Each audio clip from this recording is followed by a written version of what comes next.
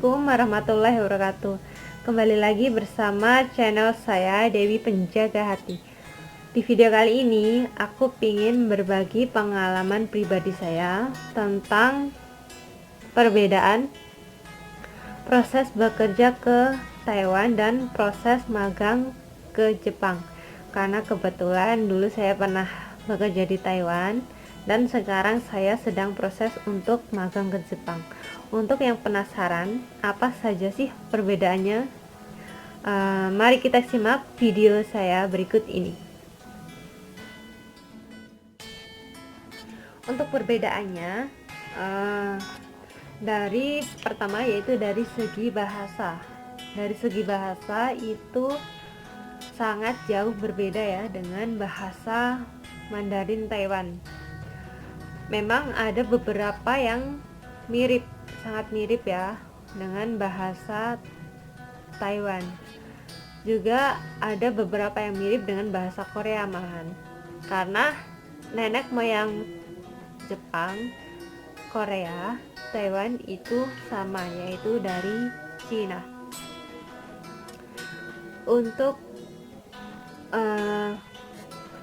untuk proses ke Taiwan itu tidak harus bisa menulis, tetapi untuk proses magang ke Jepang itu harus bisa menulis.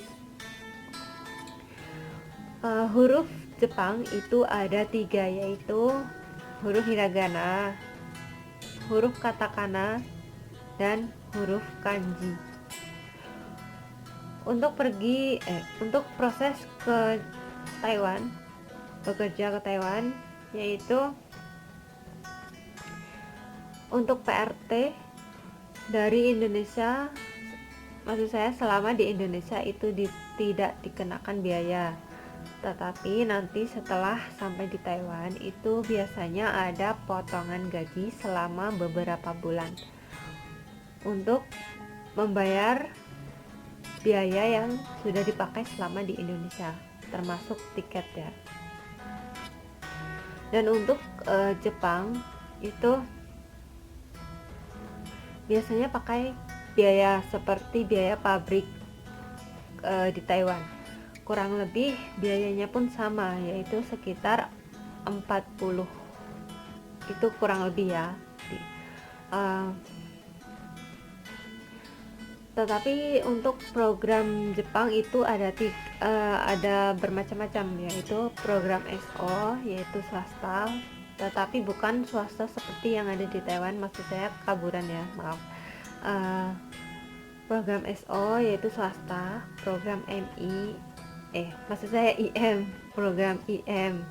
IM itu adalah program dari pemerintah, yaitu program negeri, seperti sekolah negeri ada kan, sekolah swasta gitu. Terus ada juga untuk bekerja sambil kuliah di Jepang. Untuk biayanya itu juga berbeda-beda. Kalau kuliah sambil bekerja itu lumayan mahal. Perkiraan kalau nggak salah sih 100, bisa sampai 100 ya. Itu dari pengalaman teman saya yang sudah bekerja sambil kuliah di Jepang. Terus untuk program SO itu dia tengah-tengah lah ya, bisa dibilang tengah-tengah antara IM dan kuliah sambil bekerja, yaitu sekitar kurang lebih 40.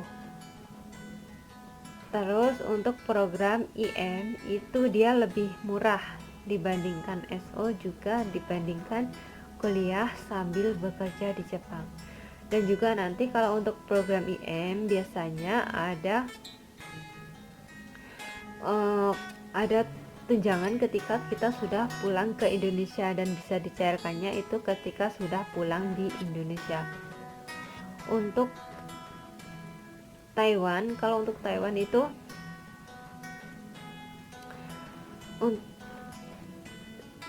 untuk dari segi bahasa, ketika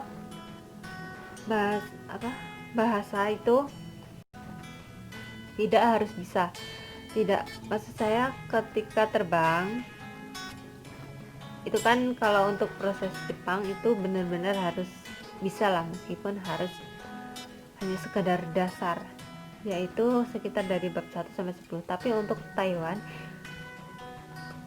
meskipun belum bisa sekali, dan ketika sudah dapat majikan, visa kerja turun dan sudah ditentukan tanggal terbangnya, yaitu bisa terbang. Tetapi untuk Jepang itu biasanya harus ada seleksi. Ketika seleksinya gagal, berarti dia harus mengulang lagi. Kalau untuk program SO itu biasanya setiap bulan itu ada seleksi ya. Kalau gagal dia harus ngulang lagi. Biasanya kalau untuk seleksi Jepang itu ada matematikanya juga, ada fisiknya juga, terus ada bahasanya juga. Kalau untuk bahasa harus dari bab 1 sampai bab 10 minimal. Terus untuk bekerja ke Taiwan itu tidak harus bisa menulis. Jadi tidak harus bisa menulis kanji, tapi kalau untuk Taiwan itu harus bisa menulis kanji dasar, hiragana, juga katakana. Dan saya rasa itu penjelasan saya tentang perbedaan bekerja magang ke Taiwan dan bekerja magang ke Jepang dan bekerja ke Taiwan. Untuk teman-teman yang pengen bekerja ke Taiwan ataupun magang ke Jepang, bisa nonton video saya yang barusan biar lebih jelasnya bagaimana proses dan tahap-tahapnya. Terima kasih untuk teman-teman yang sudah menonton video saya, dan jangan lupa like, subscribe, dan share ke teman-teman kalian.